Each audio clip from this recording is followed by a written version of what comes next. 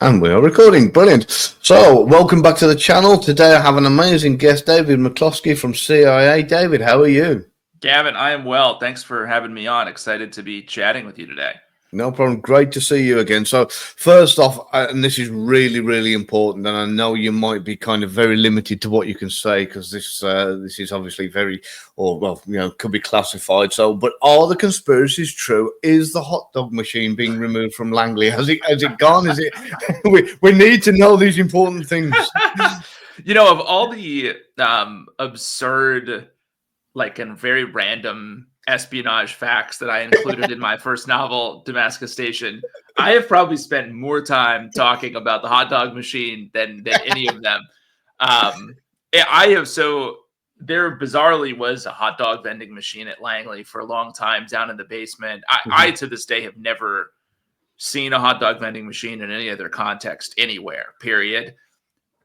But, so it had a certain charm to it, I guess. I have been able to both confirm via, sources with firsthand access and also on a subsequent trip back into Langley last year so I've seen it with my own eyes that it is gone. It's vanished. So it can be confirmed. The conspiracy theories are true for once. Yeah, it's gone. What a shame! What a shame. We'll have to make do with the Krispy Kreme and the Starbucks. yeah, exactly. There's still plenty of options to gain kilos at Langley. Yeah. Oh, yeah. I've no doubt. Got to keep the sugar up. So what I will do, I want to. We just spent a little bit of time talking about your podcast, and I want to put the attention back over onto that for a minute because you've just launched a fantastic podcast called "The Rest Is Classified." Can you tell everybody a little bit about that? Because I think that's going to really do well. I've got a feeling. Well, yeah, I hope so. So the podcast is I'm co-hosting it with Gordon Carrera, who's a longtime BBC national security, intelligence correspondent, and the concept is basically the two of us together telling spy stories from around the world and across time. So we'll do stuff from, just thinking through some of the episodes we've got on the docket here, we're going to do a story about North Korean bank robbers, and we're going to do a story about the CIA in Afghanistan post 9/11. And we're doing, the first couple episodes we launched were about the CIA and the British Secret Intelligence Service, MI6, jointly collaborating to overthrow, an Iranian government in 1953. And then we're going to do stuff all the way up to the present with, Russian illegals and sabotage operations. So we're trying to get a really, pretty broad mix of spy stories.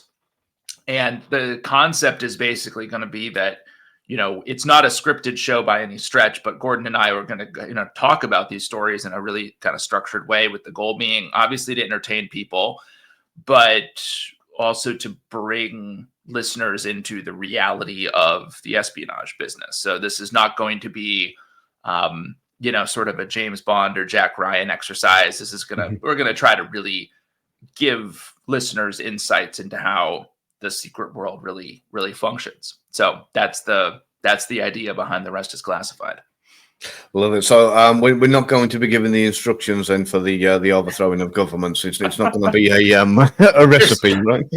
There are, yeah. I think it's interesting because a lot of these stories. This is an ongoing conversation that Gordon and I are having, right? Is a lot of these stories are, especially when you go further back into the archives a bit, I wouldn't say that operation to overthrow the Iranian prime minister in 1953 has really held up well, right? It's not something that either, the US or the UK kind of look on and say that really strategically worked out great for us over the long run. Quite the opposite. And a lot of these stories have kind of a, there's some darkness in the secret world, and some sad kind of things happen to people. So we're trying to strike a balance between, I think, being illuminating what really happened, the actual implications of what happened, but also making it, fun to listen to. Yeah. So we're working that recipe out kind of as we go. I think we'll find our footing. Oh, definitely, and that is on Spotify and Apple. Yeah, pretty much anywhere you get your podcasts. And my sense is, yeah, it's mostly Spotify or Apple. You can also watch it on YouTube if you Cool. would like to as well. So a lot of options. Fantastic, brilliant. I'll see if I can get a link to. In fact, I've got your link tree. I'll put it down in the. Thank you. Yeah, so if anybody wants to check that out, they can click on the link and get over to that. So I think I mentioned to you before at some point about the title Seventh Floor that I was actually quite envious of, and I actually wanted to use it originally going back a few years when I first got into writing. Oh, no kidding. Yeah, so it was a friend of mine from MI6 who talked me out of it. He said no, because there's only a certain amount of people that will understand the relevance of it. Yeah. And and I said, well, in that case, then I'll make the story about the accounting guy from the fourth floor. So I changed. They're having the real fun down there. Yeah, yeah, that's where all the good stuff happens. I changed it in the end to the Unforgiven Spy, which had about, I think it had about 6 or 7 different titles. And when I first started writing it, it was called Spy at Home Dad. And it was meant to be, more comical and light-hearted. And it was meant to be about a former spy who's like kind of given up working in that life to stay at home and look after his daughter, which is pretty much where my life was at the time, hence me getting into writing. And then I started writing it, and then unfortunately, as you know full well, in this world, things can take a very dark turn very quickly, and that was where the writing it got very serious very fast, and it, even though there's humor in it, kind of lost its, kind of pacifier, kindergarten cop kind of. Yeah. It ceased to be a comedic work. Yeah. So with that in mind, I mean, titles wise, because like Moscow X I thought was brilliant. Then Damascus Station again, I was like, I kept looking at your titles, and I kept thinking, I've got to sit down and talk with this guy at one point and find out where he's getting these titles from. So has it been the first thing that's come into your mind? You've gone, yep, great title, got it, or have you worked hard to get these?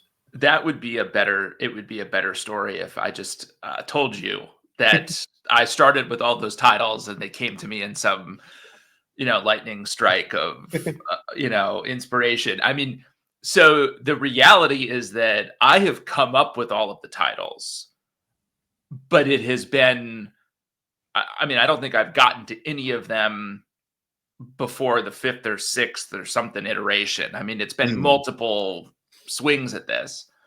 And it's always been the case that either my agent or my editor, in looking at the title I propose, has said, that sucks. You need to come up with a different title. And they'll usually propose a couple, and I have inevitably, in all 3 cases now, hated their suggestions. And so I've said, all right, I will put my head down and think about this. And then I've eventually, through kind of rinse and repeat, come up with each of these titles. I mean, it's almost been comedic, although I guess this probably does happen to a decent amount of writers too, where it's just, the first title, the working title doesn't really stick. And that's been the case for me every single time. I mean, I think the 7th Floor only went through 2 iterations. I had a working title, which I quite liked, and my editor was like, absolutely not. He's like, I love the book, I hate this title. And so we changed the title. Moscow X had like 4 or 5. I think Damascus Station had like 10 or something. Oh, wow. An embarrassing number of titles. Yeah. So out of curiosity, can you share with us what the working title of 7th Floor was? Because you seem to have... I saw a glint. Definitely saw a glint in your eye when you said that. My eye. So the working title was The Chief, and it was a reference to Artemis Proctor, who's been a chief of station multiple different places. Was referred by many of her friends. She's referred to as Chief by many of her friends in the service. So I'm like, all right, this is about Proctor. This is about her story. She's the chief. I'll call it The Chief, and it didn't work. And I think, by some happenstance, it's certainly been unintentional, each of the titles now has referred to, a kind of function at or a place at Langley, right? Mm-hmm. Fictional or otherwise. So that's good. So the next book's going to be called The Basement then. The Basement. Revenge of the Hot Dog Machine. Yeah. I don't know. Yeah, the next book will. I shouldn't say anything about the working title for the next book because it's just too soon. But if I have my way, it will not. It will break that mold a bit. But yeah, the Chief and I'm reluctantly admitting now that my editor was right, and I think the Seventh Floor is the better title for this work. Oh, so it wasn't a glint in your eye; it was an admission. It was an admission. It was a guilty look for having almost led my poor editor astray. Oh, fair enough. Yeah. So if the next book comes out and it calls The Bubble, I'm gonna be calling you up and saying, yeah, what's going on here? That's good. I'm gonna claim that one. I'm gonna copyright that one after this. The Bubble. I think my editor would have to be dead for him to approve a book called The Bubble, but we'll see. Okay. I'm going through all the different places in Langley, like the gift shop and the museum and all the bits, and it was The Bubble that kind of was probably the one that I thought, yeah, that's a definite no go. And like inspiration wise for your stories, I mean, I don't know whether you're the same as me, but you kind of you write something, and in your head, I have this thing where 2 or 3 more stories come from that, and that leads on to like a backlog of. Originally, I wanted to write a trilogy, and I've written the trilogy. 1 and 2 are out, and 3 is on the way, and it's inevitably led to a book 4, and of course, 4-part trilogy. Yeah, and it looked like it's going to be an ongoing series. So, I mean, do you have the same thing, or are you constantly looking for inspiration, or do you just find it around you everywhere, or what's the situation there with that? Well, I'm a little envious of you because I've never been able to, so my books they're connected, right? It's a I guess a shared universe, you could say, where there's characters that overlap between them, and there's an attempted consistency in chronology and context and all that between all the novels. That said, it's not a series. You could read each of them as a standalone, and I don't really. I guess the closest thing would be Artemis Proctor, who's the protagonist of The Seventh Floor and has appeared in all 3 of them. But she, in Damascus Station, the first one, she kind of had a bit part, and the second one, it was a little bit bigger. So she's not really like a series character. I wouldn't call it, Artemis Proctor 1, 2, 3, 4.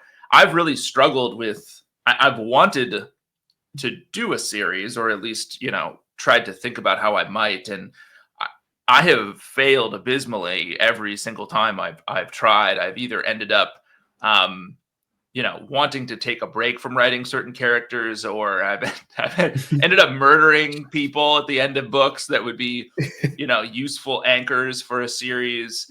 So I don't know what is quite wrong with me. I can't quite figure out how to do it. I wish I could, because I like, at least even if it was a shorter one, like I'm not trying to write 20 books, but like you did, you're writing a 3 or 4 book kind of series. It's connected. It got the main character. It kind of is a centerpiece. And I haven't been able to figure it out. I've kind of, and I don't know if some of it is just the way that I come up with the stories, which is, I sort of, I try to think about kind of like a payoff scene at the highest level, and write toward that. I don't have any. I so far have no ability to kind of structure a story over 3 or 4 books. It just hasn't worked. Yeah, so I'm thinking at the minute the impression I get is that's probably the analyst within you, where you kind of the kind of analytical mind of structure of a story having a beginning, middle, and end, and kind of that kind of wanting the closure for the reader. That's probably probably where that is with the way your mind works. So. Yeah, maybe. I mean, I'm hopeful that at some point I might find it. Because I think there's obviously a lot of.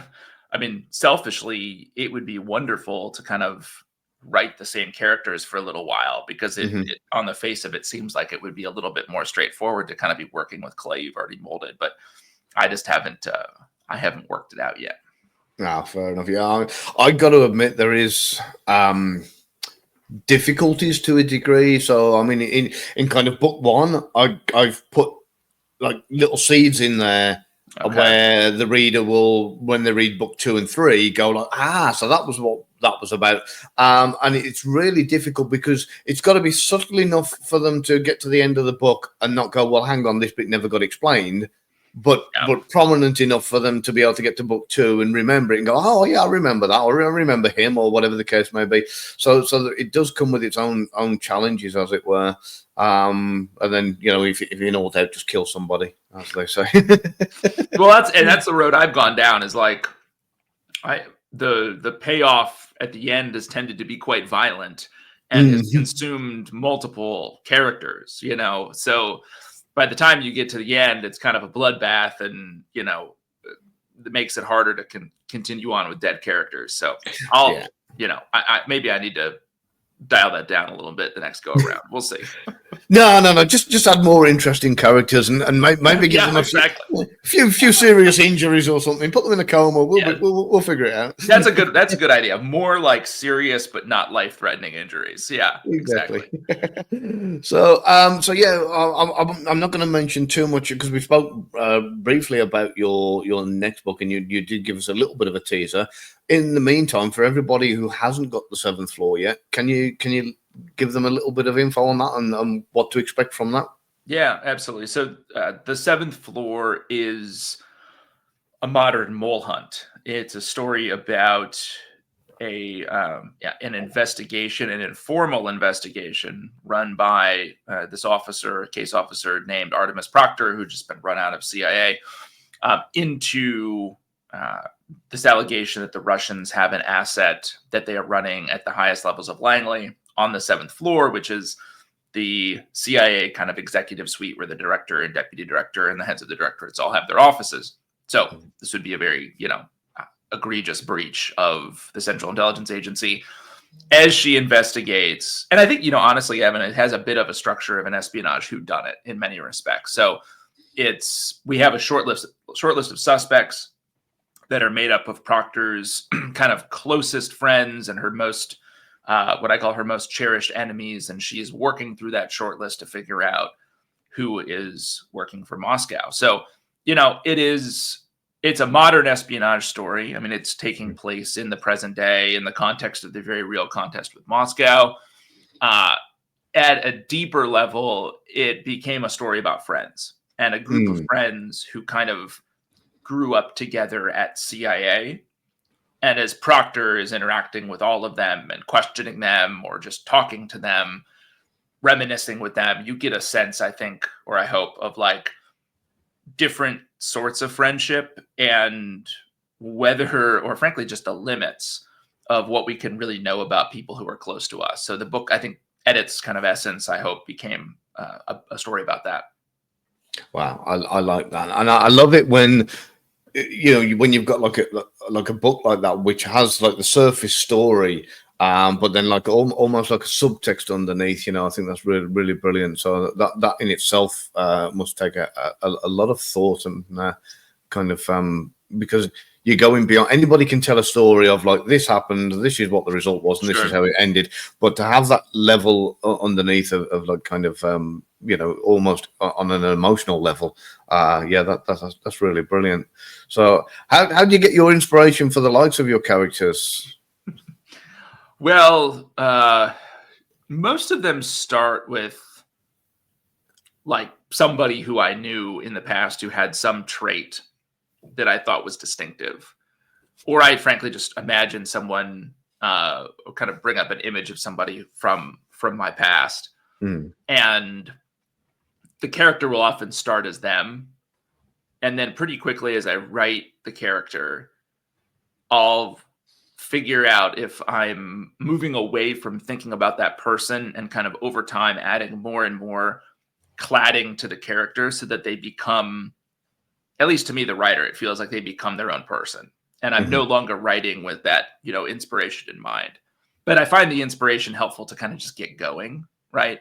And to anchor into something that's real, which is important, I think, as a foundation for at least me, for building my characters. So that's where they come from. And then really the way they get built out over time is just by writing scenes where they are doing stuff, talking about stuff, thinking about stuff. And it's a lot of content particularly early in the process that I know is not going to make it into the book, but that helps me meet the character, learn, and really find their voice, which is what I'm ultimately after, is like, can I get to a point where I'm writing the character as though I'm hearing them speak and I'm able to write in their voice. I'm not becoming the character, but I'm able to write the way the character talks to me, if that makes sense.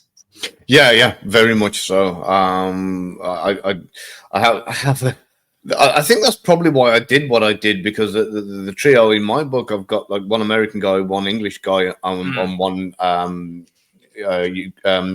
Lithuanian guy, and they're all kind of working together as a trio, and yeah, that helped me separate like each character, rather than them all three having an American accent or all three having an English accent. Really helped the conversation and how it would work. So I want to know a little bit about the journey of, because I'm assuming that you didn't leave CIA on a Friday, have a weekend off, wake up Monday morning and go, now what do I do? I know, I'll write a book. So yes, it was not that clean. You're right. So can you tell us a little about that transition from leaving the CIA, and how you went from kind of an analyst one day to all of a sudden being, a best-selling author? So it was not. It was very organic. It was not thought out. It was not linear or structured. I had worked on Syria for most of my time at CIA, and that had included working on it, included living in Damascus prior to the war, and then working on Syria from Langley, and a few places around the region in kind of the first three and a half years of the Syrian civil war. And that event was really a watershed for me personally and ultimately professionally, because the level of kind of suffering, devastation, fragmentation in that country. I mean, we're still seeing the reverberations of this with the pretty shocking events that have happened there over the past week, today. But I was really just kind of at a place where I was struggling with the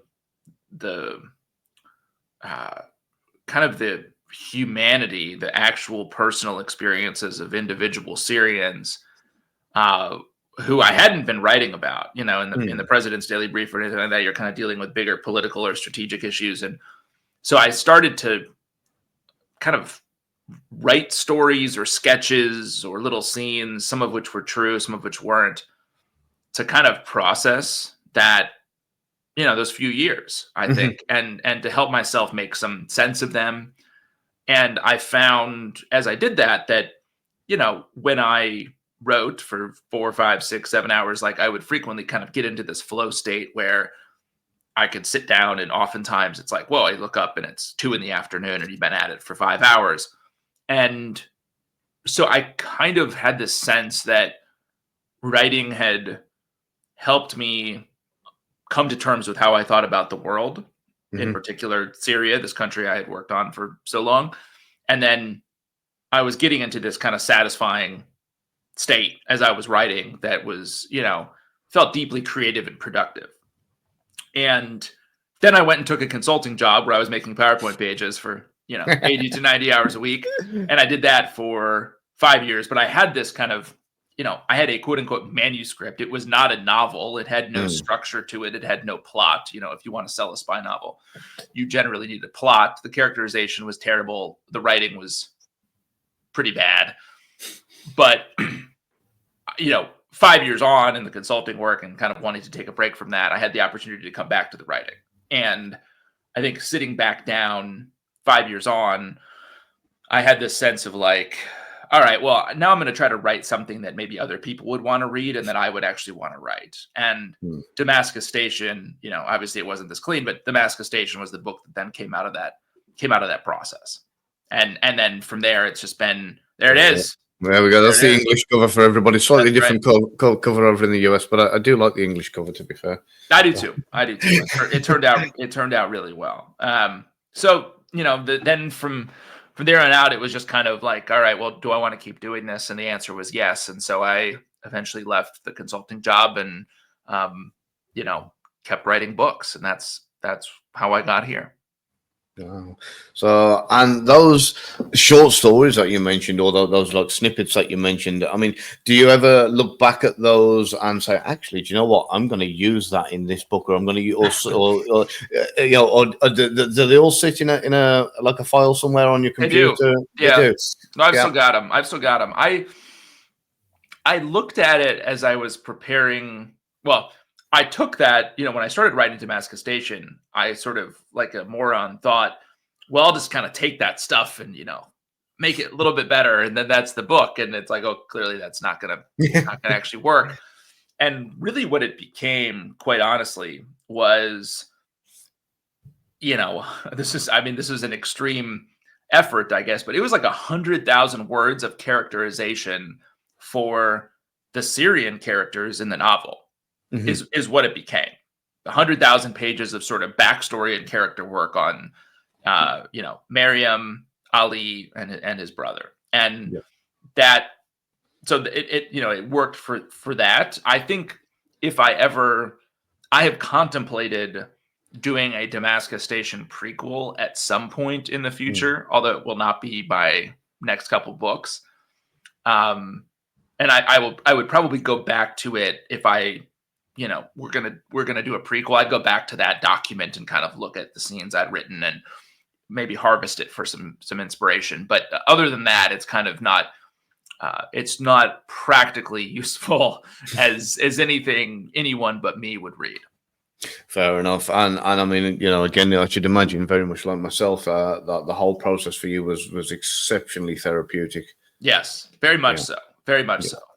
So I actually found out the other day that before they were called typewriters, they were actually named literary pianos.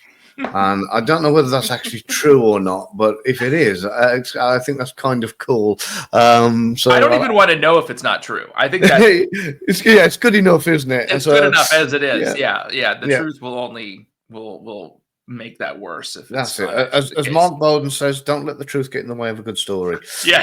So it's well, that's good to know, because we've been making music for the people to read. So I'm all over the place. I had a question that popped into my mind and it's gone again. Damn, I hate it when that happens. It'll come back. Yeah, it will do. So in the meantime, that was what it was. Are your books available on audiobook at the moment? They are. Yes. Brilliant. Yeah. Yes, they are. They're all available: audiobook, ebook, hardcover. I don't think we have a large print yet. So for those with, you know, terrible eyesight, they might still have to wait, or they can just enlarge the size on their Kindle. But we do have audiobooks. Yeah. So I have a little confession here. I wrote a book. When I say a book, it's not really a book. It's about 45 pages long. It's not much above a pamphlet, but it was something I wrote as part of a split test when I was self-publishing, and I did this tiny little. Like I say, I'm ashamed to call it a book, and I called it "Cold Read Like a Spy," and it was basically an instruction manual on cold reading, and it's awful. I mean, really, it's filled with typos. It's a generic Amazon make your own kind of cover and everything else. And what I did, I made the print. The font size was huge, and it's so big because apart from the fact that it filled the pages a little bit quicker, otherwise, I'd really struggled in it. It had only been 12 pages long. I was also under the delusion that if I made the font big enough, my dad might read it, but that'll teach me a valuable lesson that I should have learned many years ago. But the point is, I put it out there as part of a split test. And even though this dreadful little book has a generic Amazon-made cover and a stock photo and whatever else, it sells every day. It's got, really? I don't know what it is about it, but it just keeps selling. Every single day I go, and every time I check the orders on what's it without fail. It's like a little bread and butter machine. So I hate it because I think to myself, I wish people would stop buying that one and buy my novel. This is the thing, man. It's like I'm also fascinated by this dynamic because I imagine, so you as the writer of these books have a perspective, I'm sure, on like which one's your favorite, which one's the best, quote unquote, Yeah. which one's the best written. And that may not align at all with the way readers react to the stories. So it is both like, it's sort of fascinating to me. It's also kind of maddening, but I do think it's a really unique piece of like putting something out there into the world where you just kind of don't know what's gonna connect, right? Exactly. And how. So it's fascinating. And it was just part of a split test. It wasn't even meant to ever have been taken seriously. It was just, and it's got the secret sauce, and I don't know what it is. Part of me wants to unpublish it and put all the typos right and make it better. And if it's working, don't break it. Yeah, exactly. That's what So that's the thing. That's why I just leave it there, even with all the mistakes and all the issues and everything. I just leave it there because it's just like you say. If it's not broke, don't fix it. Which makes me wonder why I got it so right with that one, and what I can learn from it. So maybe later I can more typos. Yeah, that's what I need to do in the next story. Is just make some more typos everywhere. Yeah. So with books for the future, then are you looking at going? Because you recommended something to me, which is on my shelf there. I can't see it from here, but it was the hill, the house on Haunted Hill, or something like that. Oh yes, The Haunting of Hill House. Yes, yeah, that's the one. I've got it. So you can probably just see it lying sideways on the shelf. I'm going the wrong way. Yeah, sure enough. There it is. Yeah. So I ordered that.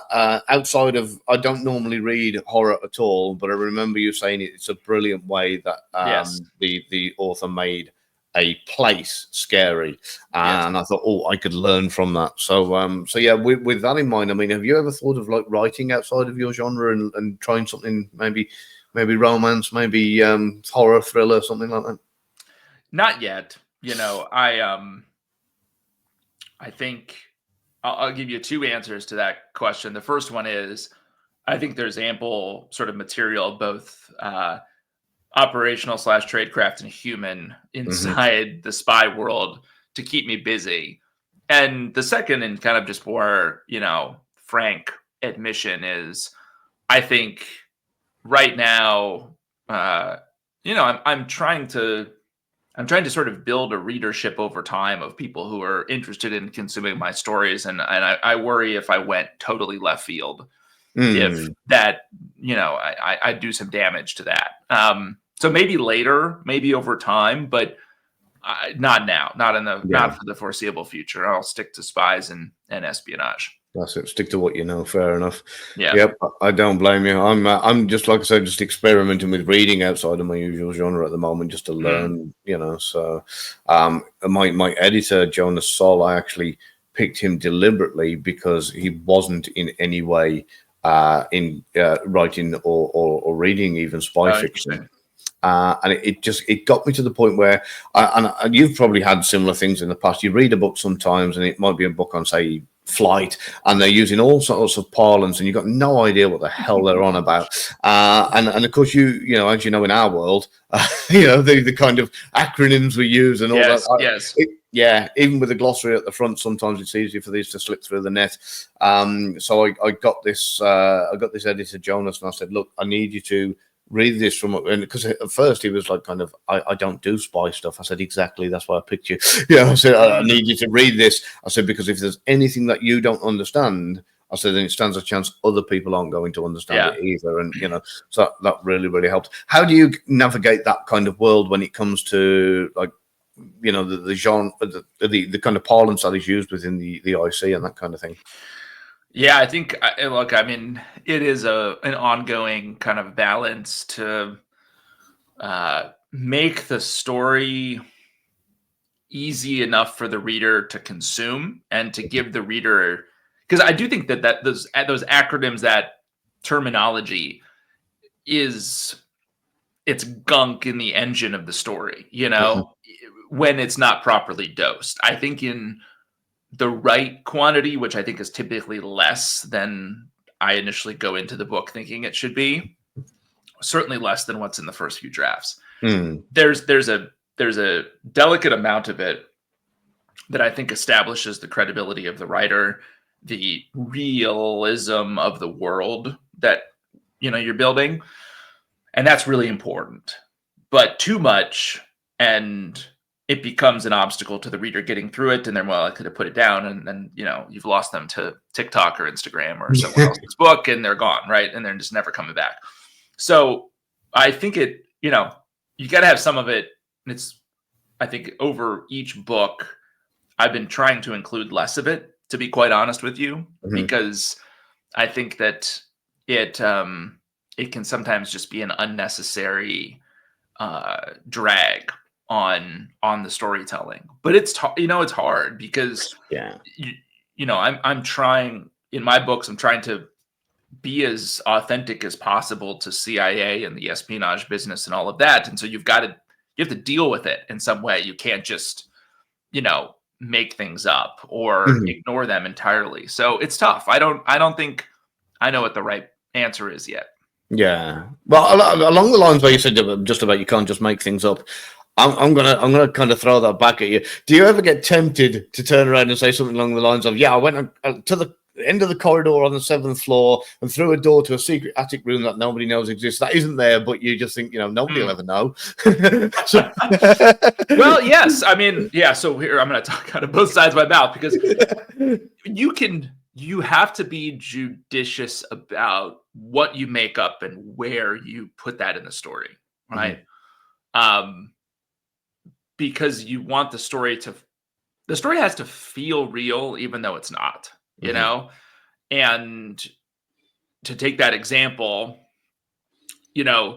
there's a way that you could probably write, okay, there's a secret room on the 7th floor, blah, blah, blah. There's a way you could write that in the context of a story that's getting a lot of the other stuff right, that would the reader is more likely to go on your journey with you and to accept the realness of this, made up proposition if you've got some of the foundation set. And I think so. You got to be careful about it. I think that's true, by the way, even in genres like sci-fi, where the writer themselves sort of engineers the world, right? And then they got to play by those. You got to play by those rules, right? So it's the same concept here, and I think it is, though. I mean, as you hinted, one of the fun pieces of fiction is like occasionally, well, I can just make shit up, so that's fun, But you got to be careful. That's the lesson. Yeah, I'll probably have somebody later ringing me up and turning around and saying something along the lines of, "You're not going to tell anybody about the secret attic room in Langley." And I'll be like, "Think it was real?" Because I remember I think it was one of the books I put in that if you get a call from Langley, it just comes up with the Langley area code and no number. Which anybody who's had the call on their cell phone, that's all, just the 3 digits for the area code. And then it was one of my friends who actually said, you can't say that, they'll go nuts about you saying that. And I don't know whether, I can't see why that would be an issue. It just doesn't breach any security or anything. So and that's in the book that I haven't actually put out yet. So I was at the point where I thought, shall I take that out and save myself a little bit of aggro, or shall I risk it? So I think you risk it. I think they're unlikely to cut that. Yeah. I think you're fine. I mean, no security breaches. So yeah, exactly. Come on. And so I mean, audiobook wise, I didn't actually realize these were out on audiobook as well. So I sometimes do this when I've got the actual physical book. I'll get the audiobook as well, because I'll want to hear like the voices of the narrator and kind of the accents and that kind of thing and the pace. So I'll probably be buying your audiobooks as well later, even though I've got the paperbacks. I've never shied. I mean, I always encourage people to buy multiple formats of the book multiple times. So I that is encouraged behavior. Definitely. Definitely. So I mean, with regards for anybody who's watching, because I normally try and keep this more on the world of spying and less on the world of books, because a lot of the audience that I've got where we do do our thing where we do this Tradecraft Thursdays and that kind of thing, and we talk about the world of spying. So what I'm going to do, I'm going to get back into that a little bit for the ones that tune in to find out about the nitty-gritty side of life in the world of spying, and just ask you a little bit about kind of what do you think people will be most surprised about, within the world of an analyst, and in comparison to, say, what the TV gets wrong and right. Yeah. Well, I guess I see what analysts do as being more like clandestine journalism than what you typically see in, sort of spy fiction on the screen or in a lot of books. I think it's more like, the CIA's culture isn't like that of a newsroom, but I actually think the job of an analyst is somewhat akin to an investigative journalist, where you've got a question that your customers want you to answer. And that could be like right now, with or Assad, how long can Assad hold on? That was a question we were trying to answer almost 15 years ago. And it's a question that I'm sure the analysts are being asked today. So you got a question. You got a whole bunch of different sources, right? Human sources, signals intelligence, satellite imagery, press. If you have an embassy on the ground, you've got diplomatic reporting. All this stuff put together, isn't going to make a whole lot of sense because it's going to be fragmentary in parts. It's going to be contradictory. You don't exactly know how to weight all of it. You got to write that as an analyst to answer the what, why, and so what of a question. Make it clear why you've answered it as you have, make the sourcing evident. And you've got to do that in an apolitical, non-value laden, sort of objective way. And you got to do it in about like a page if you're writing for the president's daily brief. So that job is very much like writing up something for a newspaper, in my humble opinion. And I think that the world of an analyst is that. It is not Jack Ryan. And I think almost everybody who's watching Jack Ryan intuitively understands that that's not what it's actually like. But if you want that framed in a positive way, I'd say it's like clandestine journalism. So that is the work of an analyst at CIA, or frankly, an analyst in probably most other parts of the intelligence community as well. So I'm guessing since like the Jack Ryan TV series came out and anybody asked, you said, yeah, I was an analyst. They go, oh, an analyst, huh? Yeah, people do that. And it's funny, like I assume in general that everyone acknowledges that those are fictional representations of the actual work. And yet so few people actually have real insight into what's going on in that world. And so even if they're left with those, artifacts on, in movie and TV, like that's all they've got, really. Unless you're really invested in reading in espionage history and sort of sorting through the garbage to get to actually, decent accounts of what the world is like, you've got Hollywood. And and so the image everyone has comes from Hollywood. And I have been, I shouldn't be anymore, but I do continue to be kind of shocked every time I go out and give a talk or anything like that, of like just how conditioned we all are on this kind of spy entertainment stuff. It's just a fact of life. So it's kind of a decent business for me to just talk to people about CIA and, do a little bit of the civics lesson to help people understand what the institution actually does. Yeah. Because like you say, with everybody being kind of Hollywood educated, I suppose in some ways, I've described it in the past as the world of intelligence is a bit like a magic trick. It's an illusion that looks fantastic until you show them how it's done. And then when you show them the reality, they're like, oh, is that it? Yeah. That's good.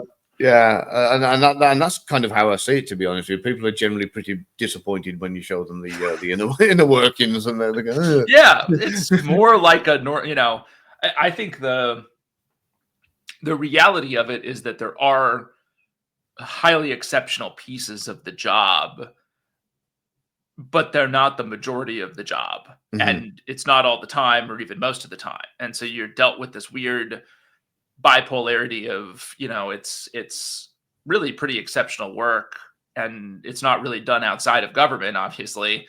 And then at the same time, it's a big public bureaucracy and it's got all the, junk associated with being a massive bureaucratic institution. So you got like all that stuff is mashed up all together every day.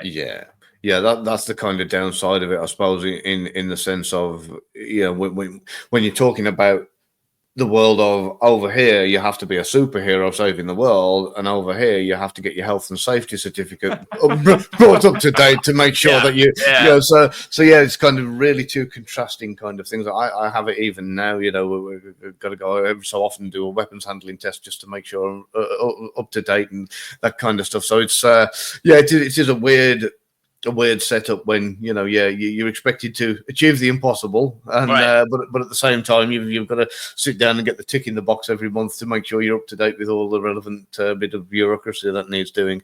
So and with regards to feedback from readers, do you encourage readers to get in touch with you and tell you their thoughts, or is it something that you'd rather be oblivious to? No, I always encourage. I mean, I would, you can go to my website and drop a line to me there, and I read everything that comes across my desk eventually. So any notes with thoughts, constructive or otherwise, on the books, I will see.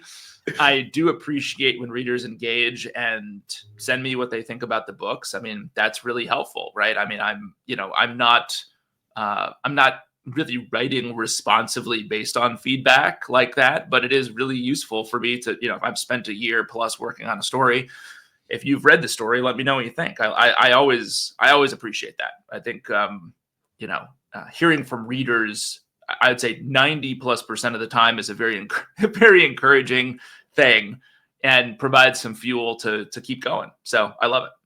Yeah, it certainly does, and I can vouch for that. There's nothing that makes you feel better, especially when you get a nice personalized message that comes through. Yes. I've just finished your book; it was brilliant. Or even if it's little bits, I've had it myself where somebody has just turned around and said that one line where this guy said this made me chuckle for the rest of the day, and things like that. And it really does give you a buzz and a warm feeling. Yes. So yeah, absolutely. Please, everybody, if you're watching, go and make David feel better. He's put a lot of hard work into this. That's book, right. So. Yeah, I need all the help I could get. We want to see the release of the bubble in the next few years. So, the bubble exactly. Part 1, 2, and 3. The bubble, it's a bubble trilogy.